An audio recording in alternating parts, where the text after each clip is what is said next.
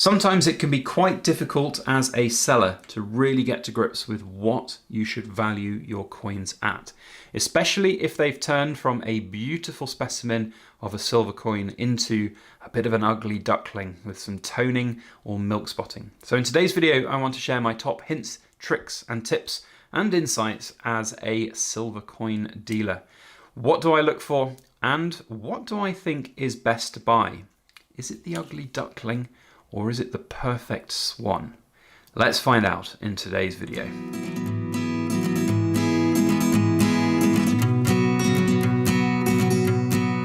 Hello everybody, Backyard Bullion here, and a very warm welcome to you all joining me for another precious metal ramble.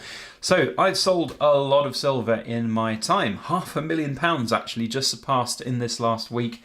This year alone as part of the Backyard Bullion buying and selling club, and I've just taken delivery of some Britannias from somebody who's looking to sell them.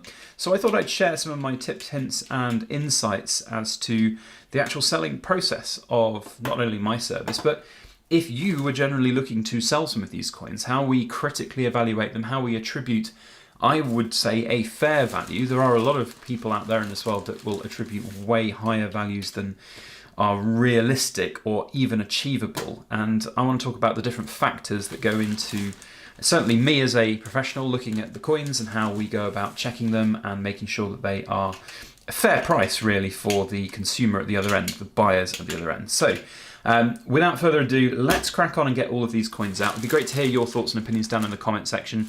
I'm going to just get all of this out of the way before I start proper rustling. If you like the video, hit the thumbs up, all that YouTube stuff, you know what to do. Thank you very much. Right, so we've got 2 pink bags of coins. Now, one of the first things I would say is that this customer that sent the coins in has got more than capsules. That's a good start. It's a pretty good idea to do with some of the coins that you might have. It certainly is better than them rolling around in tubes. That said, certain capsules, certain brands of capsules can be better than others, and certain capsules made of different plastics might have different things to react with different coins. Not saying that these particular brands that they've got here aren't perfect, but there is one, this one here, for example, this Britannia. I hope the camera's kind of doing it justice in seeing. You can see it's got a different colour to it. It's got a way different toning colour to it. And this is a recent coin, a 2022. So it does make me think, and it is a different style of capsule. It's got sort of a lip style rather than just the flat edge that the majority of these other ones seem to have. So maybe there's something there. I have seen plenty of capsules in my time, and some of them not so good, and the material sometimes affects the coins. So what else have we got in the very rustly bag? Can't get them out without rustling too much. There's quite a few funky coins in here. There are some older ones and some new ones. There we go, that's all of them out. The rustly bag, we can put that to one side for now. So yeah, when this person got in touch, we've even got one coin out of the capsule here. So it's not sort of great in terms of that. But sometimes, do you know what? Sometimes you may have just bought a coin and it was a cheap as chips bullion coin, and you do not mind that the it's out of a capsule, you do not mind touching it, getting it toned, etc. So let's just turn the exposure down a little bit on this. It's a bit bright here today. There we go. So sometimes you might just not mind, and quite frankly, if you've paid a kind of bullion level price for a particular coin, then it shouldn't really be too much of a problem to sell it again as a bullion price. But this one here, for example, look, we've got loads of big scratches on it and it's been handled. This is something that is, of course, naturally going to be less desirable than a pristine version of a Britannia in a nice capsule. So there are things to think about if you're storing your coins like this and you've got them all loose, and maybe if you're shipping them to somebody who's buying them or to someone like me who's going to sell them. That coin there, I quite honestly am going to have to discount quite a lot. So what I will be doing as part of my sort of selling service here is we'll be going through all of the coins. I've got my Sigma out, we're going to check them all individually, but there'll be coins like this one here. This has got sort of significant toning on it. I'm not sure the camera's really picking up the toning. I think it should at least show a slight difference in sort of colorization of this coin, but you know, these 2 coins for example are going to go onto the not so great pile. There's another one there with a bit of toning, so those 3 are in not so great condition. That one as well, a 2023 Queen Elizabeth, got a load of toning on it, so that's going to go in the questionable pile. Another one there. So you can see my sort of first cursory impressions and looks at these coins. That's got some toning. It makes a difference, is what I'm saying. Like, these coins are not desirable compared to the pristine versions, and therefore, simple economics, they need to be a lower price point. That one is the same with some toning on it. Then of course you have, the older style coins, the collectible element of the world of coin collecting. These elders of the coin world, these particular ones are lovely, and it's difficult to really know how to put a price on them exactly. Of course, researching the different markets out there, some of the sold listings. A really great tip is to actually just look on eBay for the different prices that are out there for the different coins. Auction results, on eBay and beyond as well. There's not very many of these types of coins that come up for sale there, so it can be a bit difficult. But those are really nice. So those are going to go over here in sort of the nice pile. That's another one with some toning on it. So you get my point here. That's another of the nice 2010s. Next thing I would do, I'm going to go through all of these off camera as well. That one's got some toning, and really have a look at the coins in a bit more detail. Another one with toning, goodness me. Now, some of this might just not be the customer's fault. That one's got a real amount of toning on it, and also a little sort of black mark of dirt within the Britannia there. Interesting indeed. Might not be the customer's fault. Britannias and the like are well known from the Raw Mint to have milk spotting issues and quality control issues, and just generally be less desirable. That's another one with toning. And it sometimes is a bit of pot luck, and unfortunately, if and when you are buying silver Britannias from various different sources, it's worth getting a good batch. I've seen batches that look great. I've seen batches that look abysmal. That one, that's okay, that's all right. It's got a little bit of a haze to it compared to the others. It's worth having a look really and just seeing. It's no guarantee though, it's something that's really difficult to know. I did see some Crown Portrait King Britannias in here. There we go, so these are some of the new ones. Some special ones, they do get, of course, garnered a little bit more attractiveness to it. I was just seeing if this was a massive scratch on the king, but that looks like it's on the capsule. You can see because, the glare. You can see because when you move the coin around, the actual reflection of the scratches on the coins themselves are visible on the coin, so that's okay. So next thing I will always do when I get things in, of course, is test them. Now, if you are just a sort of a private buyer, you're not really having huge amounts of budgets for your coins, there's a good chance that you won't be able to either justify the expense of a Sigma, for example, but there are other ways of testing your coins. So these are going to be 999 silver, we'll put those on. So there we go, lovely, right in the middle, that's what we want to see on these coins. You can test through the capsules as well.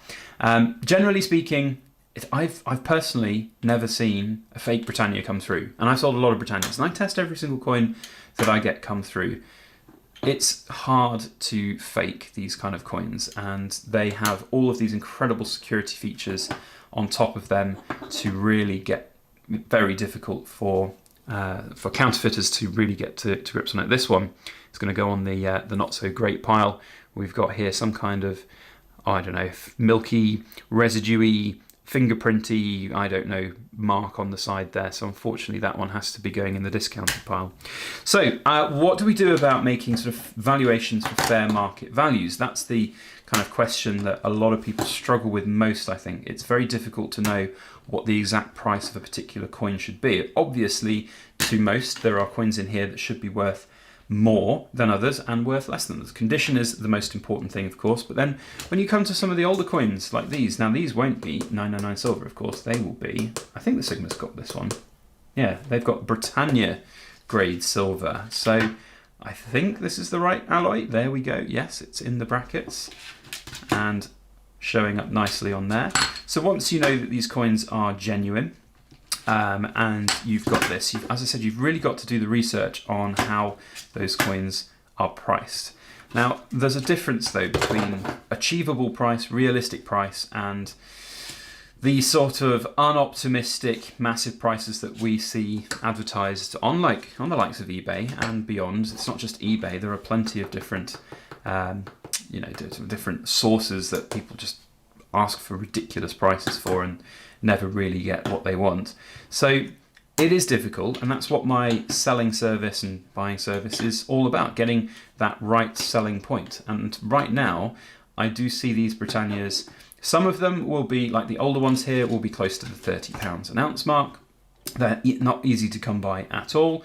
They are difficult to get in good condition. When you do get them in good condition, often they go for a decent premium, and I've seen them go for £35–40 sometimes. So from my perspective as a seller, I would recommend these out at sort of around the £30 mark.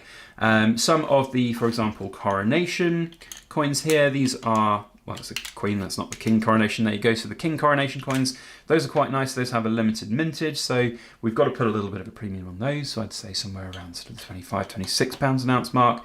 For some of the regular Britannias, like the old Queenie ones, you're probably looking, oh, that gave me a little bit of a scare for a moment. You see the big nut that was over there, took a second to register, but it is all fine. You know, we're talking sort of around £25 an ounce mark for the Britannias, maybe a touch less with the drop that we've seen in silver prices over the last couple of days. And then we get to these ones here. Now, the other thing that's really interesting about Britannias, even in a poor condition like this, they do have one major benefit to them compared with other coins out there, and that is just simply their capital gains exemption status. So for a lot of people in the UK, that is a big deal because capital gains taxes have been absolutely eviscerated, or the gain threshold, I should say, has been absolutely eviscerated by the government recently. So we now face this ridiculous prospect in a few years of just a few £1,000s worth of profit made on assets, and you start having to pay quite significant amounts of tax. Not a fan of that at all, and one of the ways that you can look to avoid that, of course, is by using the Britannia or any other coins from the Royal Mint. So we see here there are a few other types. The King Arthur's here, those are exempt from capital gains taxes here in the United Kingdom. Even the old Britannias here as well, exempt. Basically any coin with a UK pound denomination that's been made from the Royal Mint is exempt from capital gains tax. That includes really yucky, horrible Britannias like this one here that tests lovely and pure right in the middle of the brackets. It includes sovereigns, for example, as well, which are technically still £1 coins. That shows the devaluation of currency over the decades and years and centuries, doesn't it? So the point here is that Britannias have a bit more of a premium compared with, say, maples or just generic silver bars.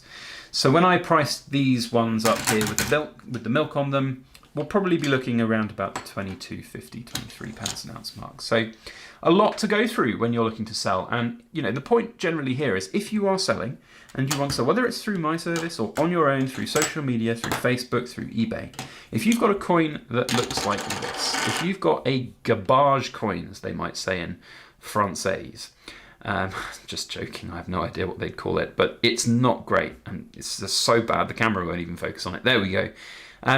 If you price this at a price that the dealers are pricing a brand new lovely Britannia, you won't sell it. It's just simple supply and demand. This is, why would you? Why would you buy that compared with buying a beautiful, brand new, shiny, lovely, unmessed up Britannia? You wouldn't at all. So there is still a market for them. You've got to understand that it's lower and pricing them accordingly. And that's, I think, the most important thing for any sellers out there. Manage your own expectations about where and what you want to price things at.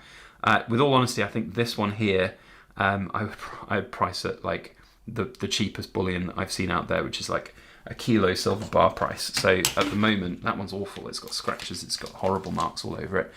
You know, like if we have, there you go, nice big silver bar on the Sigma.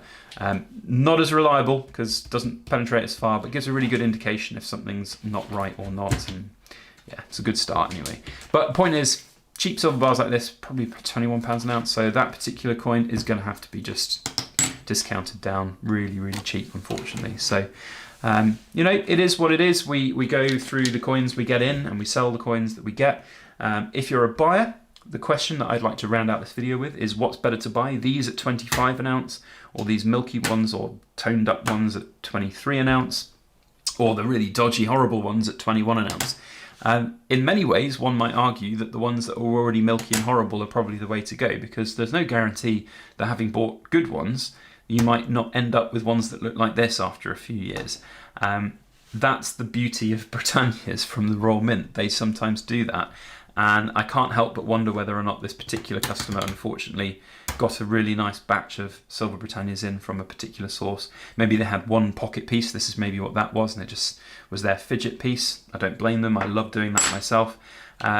But maybe the rest just turned sour. Maybe the rest just turned like this over time, and unfortunately that can then erode away your profit margins going forwards. These older ones though, they're in really good nick, really nice. So those will do, I think, quite nicely and quite well. So those are my thoughts on the process by which you can evaluate, sell and price your coins correctly. I hope that's been interesting for some of you out there, some of the insights of how we go through things and test things and ensure everything is just above board and everybody's getting the right fair prices. And so I think it's interesting, and hopefully you will too. If you have enjoyed this video, you know what to do. Hit the thumbs up button.